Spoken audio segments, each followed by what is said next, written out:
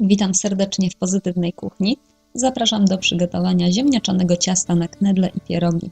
Jest to ciasto bardzo miękkie, można je nieco grubiej wałkować, upchnąć w środku więcej farszu albo owoce. Ugotowane i całkowicie zimne sypkie ziemniaki mielę w maszynce do mielenia. Dodaję jajka, dosypuję mąkę i wyrabiam miękkie ciasto. Ziemniaki do takiego ciasta powinny być sypkie. Jeśli po ugotowaniu okaże się, że sypkie nie są, można odstawić je pod przykryciem do lodówki i poczekać około 1-2 dni, żeby przeschły. Ostateczna ilość mąki dodanej do ciasta będzie zależała właśnie od sypkości ziemniaków. Ciasto podsypuję mąką i rozwałkowuję na stolnicy.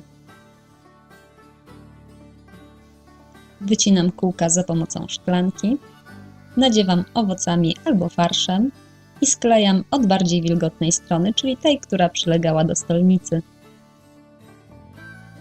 Z ciasta ziemniaczanego można też przygotować pyzy i knedle. Po sklejeniu pierożka wystarczy go ukulać w dłoniach. Po więcej przepisów na ciasta pierogowe i nie tylko, zapraszam Was serdecznie na pozytywnakuchnia.pl. Życzę udanych pierogów i knedli.